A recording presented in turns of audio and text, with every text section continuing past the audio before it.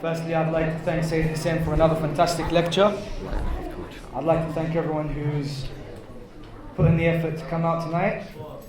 My long thank you is afterwards, but I think we should just get on with the question and answer. There is a mic coming around, by the way. The way this is going to work, I'm going to read one written question, then the mic for the boys section, and another written question, then a mic for the sisters section. The first question that we have here, it says, certain drug companies say the gelatin in their capsules is both halal and kosher certified. These drugs are multivitamins, so not essential. Are they halal? Can they be taken? Bismillah ar-Rahman ar-Rahim. I'm going to try to be as brief with my answers so that we can cover as many questions as possible. The issue with gelatin, whether it's in medicine or not, our scholars say, specifically Sayyid Sistani hafidhahullah, he says that if there is an istihala and there is a chemical change, then it is tahir and it is allowed. This is a general opinion, that if there is a chemical change, then it is fine, it is allowed. And I believe that some have done their research, and say that there is a chemical change. So gelatin should be tahir. However, there's another opinion that says there's no chemical change. You will have to do that research on your own. You have to do a research on your own. I've heard various opinions, whether there is a chemical change or no. If there is, then everyone agrees that it is halal and tahir. If there is no chemical change, then there's the problem. You have a problem there. Most likely there is a chemical change. Most likely there is a chemical change in the gelatin. When they take it from an animal's bone and it turns into gelatin, there is a chemical change. So theoretically it should be tahir. This is a general opinion. Ahsan, Sayyid, Ahsan. Haji, stay on the microphone, please, for the male section. Can you put your hands up if you have a question for the Sayyid, please? There's one here.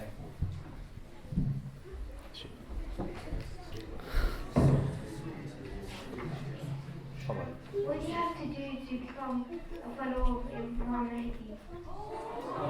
Ahsan. Ahmed Wali Muhammad.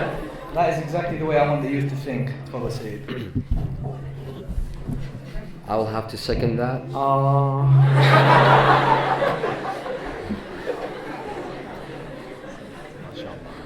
MashaAllah, this is a beautiful question coming from a young gentleman. What do we have to do? Sayyid Ali is getting very excited now. What do we have to do to become a follower of Imam al-Mahdi? Imam al-Mahdi wants a good Muslim, one who listens to his parents, one who listens to his elders, one who obeys Allah subhanahu wa ta'ala, who makes sure that Allah is happy with him, who obeys all of his laws. This person will be a good follower of Imam al-Mahdi. A person who goes on the right path, who follows the Quran, who prays, who fulfills all of his obligations, this person will be ready for the arrival of Imam al-Mahdi. Ajjalallahu ta'ala farajah. Ahsan, Sayyid, thank you. Sorry, I just have to see these questions. Most of them are by a 9-year-old, which is very good. Do you want to hear one of them? Yeah? Why did Prophet Muhammad ﷺ give Fatima to Imam Ali alayhi salam? By a 9-year-old. We talked about this the first night. Several of the Sahaba, they came and proposed to Fatima al-Zahra. Yet Rasulullah would say, Inni antadhuru amruha min as-sama'. I am waiting for the order to come from the sky, meaning from Allah subhanahu wa ta'ala. Until when Imam Ali alayhi salam proposed to Fatima, Rasulullah accepted because Allah had accepted. So the answer is that Allah wanted Amir al-Mu'mineen to marry Fatima al-Zahra. Jibreel came down and he said, Ya Rasulullah, Allah says, Zawwaj al-Nura min al-Nur, Zawwaj Fatima min Ali. So the decision was made by Allah subhanahu wa ta'ala. And why Imam Ali? Because Imam Ali was the most suitable person for Fatima al-Zahra. In a hadith, Rasulullah stated, لولا علي لم يكن لفاطمة كفء. If it wasn't for Ali, no one would have been suitable for Fatima al-Zahra. No one. Ahsant. Do we have a question from the sister side? With the mic? Yes? No? Where's the mic? Oh, actually, we have a question here. As you know, Al-Bakht is another name for Al-Abal. Al-Bayt. What? Al-Bakht Is another name for? I have no idea. Oh, Al-Ibil. Al-Ibil, sorry. Very nice handwriting. Do you see any correlation between this and the latest fashion of hijabs that boast of something very similar to this hadith? As for the rest of the hadith, I would like to ask if you see that the way which supposedly something matches the description of, can you read that in Arabic? Al-Kasiyat al-Ariyat. And thank you for your time. Okay, the question is very clear. I get this every year. I'm assuming it's about a specific form of hijab that the ladies, that the sisters have been wearing. I think this is what it's talking about. My dear sisters, I'm not going to get into the details and the specifics. I'm not going to tell you how to wear your hijab and which sort of style you want to follow. That's up to you. But the whole point of hijab is not to draw attention. Is to draw attention away and not to you. So if you're wearing your hijab in a very, very fashionable way, it really defeats the purpose of the hijab. It defeats the purpose of the hijab. For some ladies, when they put on the hijab, it makes them look even more beautiful than without the hijab. Sometimes that's not in their hands. But when they make it too fashionable, that defeats the purpose. That defeats the purpose. You're going to draw more attention to you. Now, whether it looks like a camel or whatever, I don't know. You decide that. But the whole purpose of hijab is to draw attention away. You be the judge of that. Thank you, Sayyid. Do we have a question from the sister side or not? Yep. There's a hand over there. There's a hand, but where's the mic? In the meantime, until the mic reaches, question by Brother Muhammad Zaini, what are the benefits of doing salawat? Just, I did a couple of them. First of all, doing salawat on the Prophet is a command by Allah. We have been commanded because the Quran says, إِنَّ اللَّهَ وَمَلَائِكَتَهُ يُصَلُّونَ عَلَى النَّبِيِّ يَا أَيُّهَا الَّذِينَ آمَنُوا صَلُّوا عَلَيْهِ وَسَلِّمُوا تَسْلِيمًا.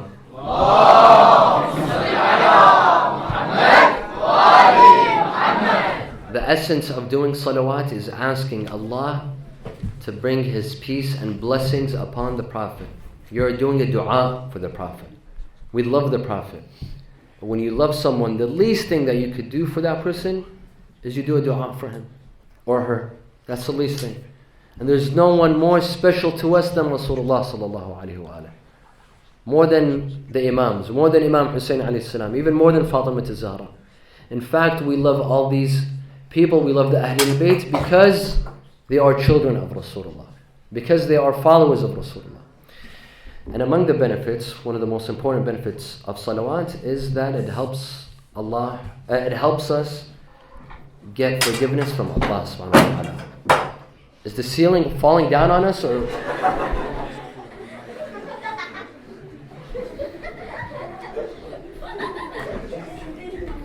Sallu ala Muhammad wa ala Muhammad. Together again.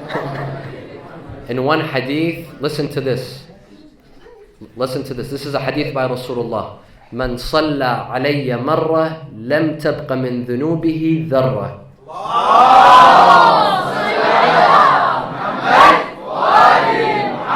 Meaning he who sends his peace and blessings upon me once, all of his sins are forgiven. So this is one of the benefits of sending a salawat. Sallu ala Muhammad.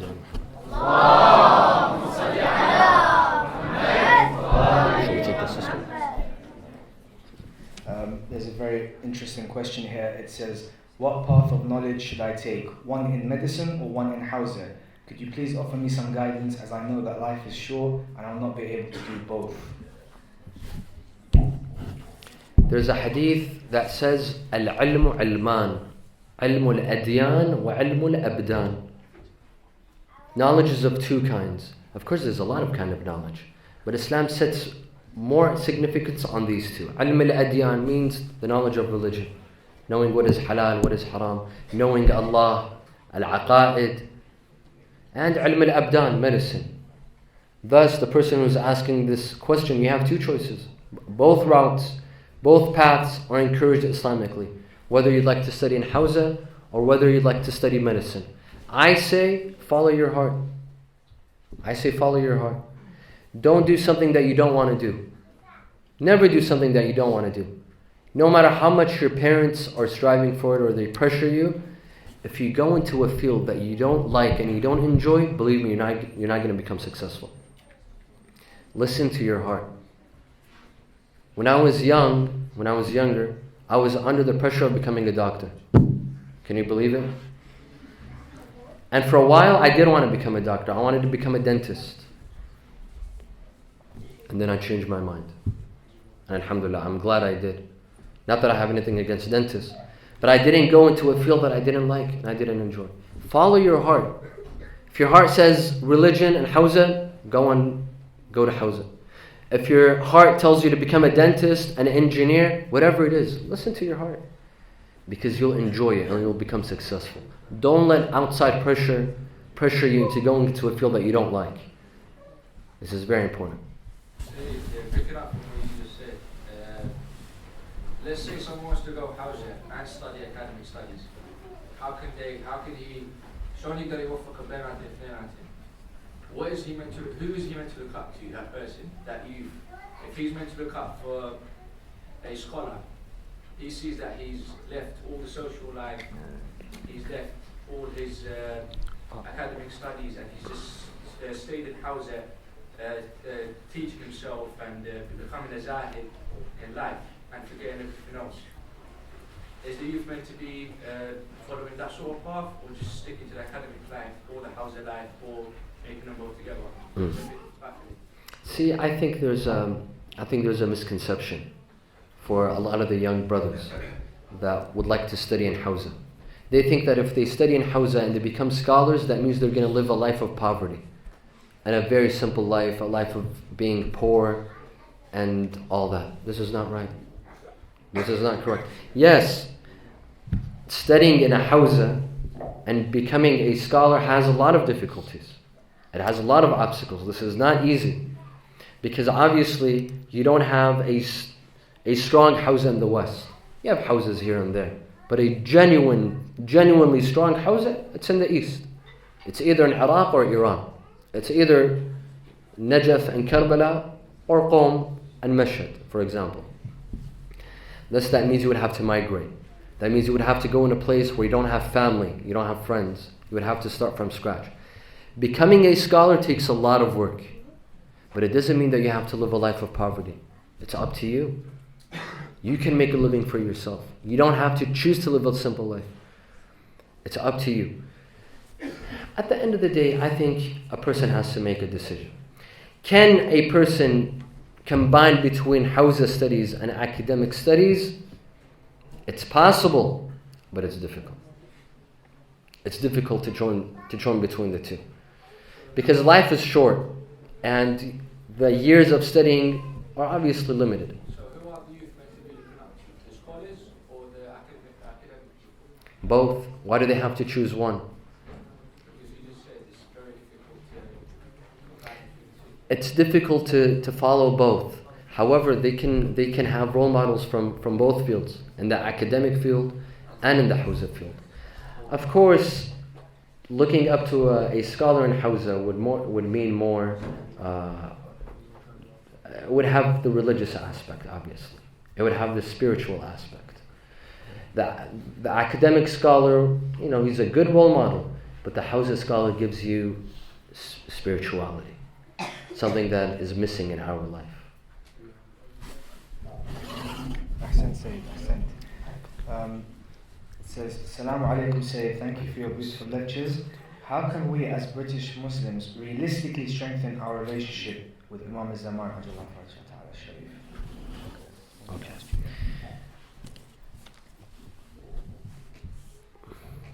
Having a stronger relationship with the Imam means having a stronger relationship with your faith and with your religion. The Imam is looking for people to be proud of, people that he can depend on, people that will make him proud one day and who will support him, people that will not let him down. That means he needs religious people, pious people, righteous people, people that are spiritual as well. He needs supporters that the Imams before him needed. Look at the supporters of Imam Ali alayhi salam. A person like Maytham al-Tammar, a person like Ammar bin Yasir or Al-Miqdad. These are the kind of supporters that Imam al-Mahdi wants. Those that he can depend on. They're religious and knowledgeable at the same time. Because the Imam, as we talked about this during Muharram, the Imam has a huge revolution ahead of himself. He has a huge mission. Thus he needs people that he could really depend on. People with faith, with piety, with genuine righteousness, and with knowledge. He wants scholars. These are the kind of people that he wants. It doesn't mean you have to move to the west. It doesn't mean you have to move to the east. I know some people here living in the west are a lot more religious than people in the east. Believe me. Just by living in Iraq or Iran, some people take it for granted. I know some people in Karbala, months will pass by and they don't set their foot in the haram of Imam Hussein. I know them. I know people in Najaf, months will pass by, they don't set their foot in the haram of Imam Ali alayhi salam. Because they take them for granted. You don't take them for granted. But when you watch a video of a ziyarah, you start crying. Because you don't take it for granted. You know its value. Because you live in a far place. That's why scholars say it is discouraged, it is makruh to live in Mecca. It's discouraged. You know why? Because when you live in Mecca for several months, for several years, maybe in the beginning you'll be going to the haram every day. But then after a while it becomes once a week. And then after a while it becomes once a month. You take it for granted. People, unfortunately, they take everything for granted. Everything that's very accessible to them, they take it for granted. So just by living in the West, it doesn't mean you can't strongly connect to the Imam. I feel some of you have a stronger connection with the Imam than those living over there. Some of them over there, they're an embarrassment. They're an embarrassment. And when I see some of you, mashallah, I'm very proud. I'm very proud of you. No one's forcing you to come to these majalis. No one's forcing you. I mean, it's a 4-day weekend. You're spending your Easter holiday in majalis of Fatimiya al-Zahra. This is a good sign. This is something to be proud of. This is something to work on. Believe me, if I were to have a majlis in Karbala, I wouldn't get this audience from the youth. I would get old people. But this amount of youth in Karbala or Najaf, it's almost impossible. You should be proud. And believe me, Imam al-Mahdi loves you, and you will be the first to support him. Not the people in the east, but the people in the west. Because your life is a lot harder. The challenge of being a good Muslim for you is a lot harder. For them it's easy. But for you it's harder. And you to make the effort and to become good people, this has a lot. So believe me, the Imam loves you. You want to know how much the Imam loves you? Ask yourself how much you love him. It's a mutual relationship. It's a mutual relationship. The amount that you love him, he loves you back. The amount that you love Imam Hussein and the Ahlul Bayt, they love you back. It's mutual. It's impossible to love someone and that person hates you. It's almost impossible. Thank you, Sayyid. I think I can speak on behalf of everyone when we say that we feel much better about ourselves now. Next question, and I can only answer a few more. If we can't judge people, then what is Amr bil Ma'ruf wa Nahy anil Munkar? If I see someone doing something wrong, can I not speak out against them? Nahy anil Munkar is wajib. It's wajib to speak out. However, the issues with the approach, the issues regarding the approach, that's why scholars say an-nahy anil munkar, forbidding the bad, is wajib if you feel it's effective. If you feel if it's effective. If you see a group of people doing something wrong, with a wrong belief, with a wrong attitude, with a wrong behavior, you should speak out if you think that what you have to say is effective. You don't need to know it for sure, as long as there's a possibility that you're effective. But if you know that whatever you say is not effective, it has no effect, then nahy anil munkar is not wajib. We're talking about the approach. Nahy anil munkar is wajib, but there are several approaches. You can go to those people and you can beat them up. That's one approach. Or you could curse them, or you can go and softly speak to them with good manners, with the manners of Rasulullah. When Allah subhanahu wa ta'ala tells Rasulullah, وَإِنَّكَ لَعَلَى خُلُقٍ عَظِيمٍ, Rasulullah didn't practice nahy anil munkar. The Ahlul Bayt didn't practice nahy anil munkar. They did. But the issues regarding their approach. What approach are you going to take? This is the important part. Thank you, Sayyid. How can we prove to non-Muslims that Islam is pro-women and doesn't think of them as second-class citizens? What's the question? How can we prove to non-Muslims that Islam is pro-women and doesn't think of them as second-class citizens?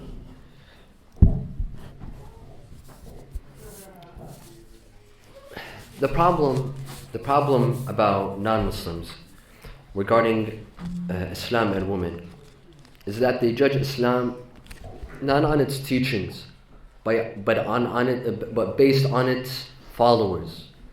There's a great difference between Islam and Muslims. Huge difference. Islam is one thing and Muslims are another. Not everything that Muslims practice is Islam. We have to make that clear to them.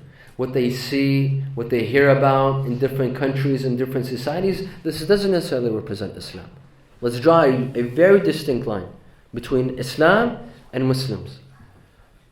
When we read the Quran, we see that the Quran puts equality. فَاسْتَجَابَ لَهُمْ رَبُّهُم. This is a verse. فَاسْتَجَابَ لَهُمْ رَبُّهُم إِنِّي لَا أُضِيعُ عَمَلَ عَامِلٍ مِّنكُم مِّن ذَكَرٍ أَوْ أُنثَى. Allah subhanahu wa ta'ala says that the good deeds of everyone, but specifically of men and women, I won't neglect their good deeds. Islam has put equality. Read the entire Quran from the beginning till the end. It's all about equality. And some verses that might be portrayed as giving favor to men, it's not giving favor to men. It's not giving favor to men. There are specific issues, social issues that the Quran addresses. Otherwise, Islam treats men and women equally. But Muslims don't treat women and women equally. There's a huge difference. This is the last question, unfortunately. We're all out of time, and it's quite an emotional question. It says, I'm a person who generally has strong aqeedah in Ahlul Bayt alayhim salam. It's been years I've been writing to them, and I've visited their shrines, and even made nadrs. I have asked them for sitr via marriage. It breaks my heart that I have not received a response or even a sign. I don't doubt them or their ability, but I feel completely rejected. Who else do I have if Ahlul Karam will not respond to my call? Please help me.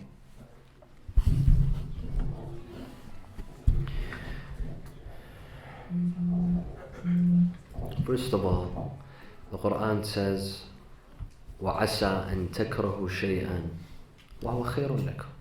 Perhaps you might hate something, but in reality, it's for your benefit. It's for your benefit. We don't know what Allah subhanahu wa ta'ala has in store for us. None of us. Whether on an individual level or on a social level. Allah subhanahu wa ta'ala is all wise. Be sure of that. and He's all merciful. Be sure of that. Anything that happens in our lives is for a reason. It's for a reason, it's for a cause, and there's a wisdom behind it, even if it's something bad. Even if it's something bad. You might think this is something bad at the moment, but perhaps that bad thing will help you in the future. That bad thing will support you, will put you in the right direction. Imam al-Mahdi ajjalallahu ta'ala farajah in Dua al-Iftitah, he says, وَلَعَلَّ الَّذِي أَبْطَأَ عَنِّي هُوَ خَيْرٌ لِي لِعِلْمِكَ بِعَاقِبَةِ الْأُمُورِ. This is an important part. عَاقِبَةِ الْأُمُورِ. We don't know what the result of the actions are. We don't know what's going to happen in 20 years, 30 years.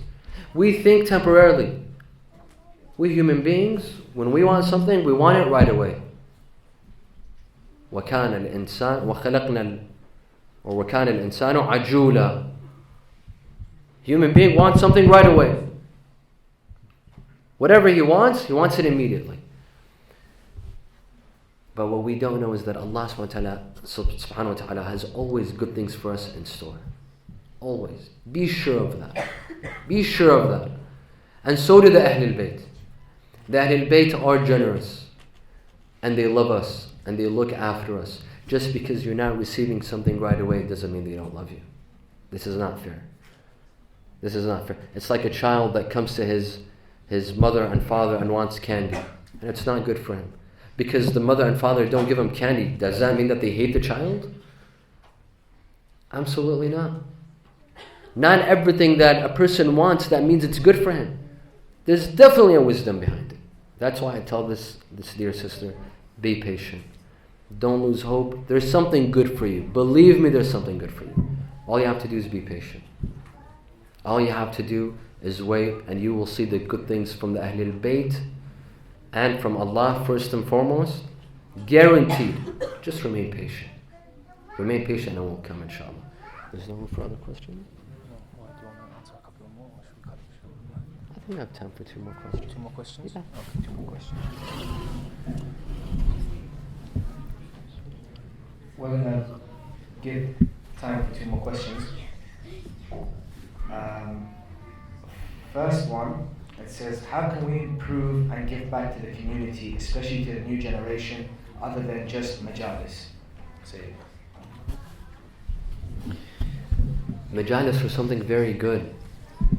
They're useful, they're beneficial. Many people, they come to the Majalis, they learn, they benefit, they become better human beings. This is excellent. But the needs of the community are not restricted to just Majalis. The community has a lot of needs. For example, some communities need a full-time Islamic school. This is something important. Sending our children to public schools, this could be dangerous for our children to mix with other children. They forget their language, they forget their faith, they forget their Imam. This is dangerous. Having a full-time Islamic school is a necessity. In some communities, they don't have a cemetery, for example. They don't have a cemetery. I remember once in America, they called me from a different city and they told me that a young girl has died from leukemia and we want you to fly to come and pray over the body. So I went. I went to pray over the body, and I discovered that the cemetery is a Christian cemetery. They don't have a Muslim cemetery. All they have is one small section in that cemetery for Muslims. That's it. And then when they opened the casket, I noticed that the girl was not even in a kafan. They had put her in a dress. I was so upset. I was extremely upset that she was not in a kafan and she was being buried in a Christian cemetery. Their excuse was, we don't have a Muslim cemetery. Well, this is important. We can't just think about building Islamic centers and mosques. Someone should think about having a cemetery or a place of washing the dead. Why is it that we have to go to other communities and wash our dead in other communities, or in another Islamic center in South London, for example? Why is it that in our own community we don't have a place to wash the dead? Thus, The needs of the community are a lot. The youth need, for example, a hotline to call and ask questions. Or they have a problem that they can't address in public. The youth have a lot of issues that they can't address in public. They might be embarrassed to call me or send me a message. They won't. But if there's a youth hotline that they can call, they can speak to a youth mentor, discuss their problems. People have all kinds of problems. You'll be shocked to hear about people's problems. But all they need is someone to talk to. Let's provide that in the community. There's so much that we could do. All you have to do is think creatively and think practically. There's so much that we could do to serve the community. However, this doesn't mean that we shouldn't hold majalis. No. There's a need for an Islamic school, there's a need for a cemetery, and there's also a need for majalis. This doesn't mean that we should abandon the majalis and go and do something else. The majalis are a necessity. Keep these majalis. Support these majalis. These majalis are what bring the blessings in the community, believe me. And I encourage you to hold majalis at your homes, in your homes, and at your houses as well. Hold weekly majalis, monthly majalis. Hold these majalis. There's so many benefits of these majalis. Even if it's for just an hour. Even if you bring just a simple speaker to come and speak. And I encourage the sisters to speak as well, not just the brothers. I encourage the sisters to pick up public speaking. There's nothing wrong with it. If you see yourself fit and you have the knowledge, if you have the wisdom, become speakers. Speak for other women. Encourage other women to speak. Keep the majalis.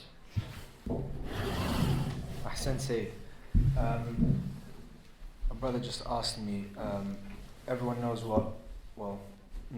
what female hijab is. What is the male hijab? That lots of people talk about male hijab. That the brothers are very unsure of what male hijab is. We don't have something theoretically called male hijab. A hijab pertains to women. However, there are certain laws pertaining to a way a man is supposed to dress. A man is not allowed to expose his body. Exposing his body he's not allowed. His chest, his legs, whatever, he has to be covered. Of course, he doesn't need to cover his head and face and all that, even though some brothers are extremely, good looking and they should cover their face, like my dear brother Ali Madani. But, of course, that is not required. A man needs to cover his body. He shouldn't draw attention to himself. Islamically, fiqh-wise, he has to cover up from his belly button up to his knees. Fiqh-wise. But this doesn't mean that he can expose his chest as well. If he's bringing attention to himself and the opposite gender is looking at him, then he cannot expose himself. Even if he knows, for example, if they're looking at his arms, he can't expose it. He has to cover it. And of course, we're taught to lower our gaze. There's so much you could do. Whether it's a guy or a girl, there's only so much you could do.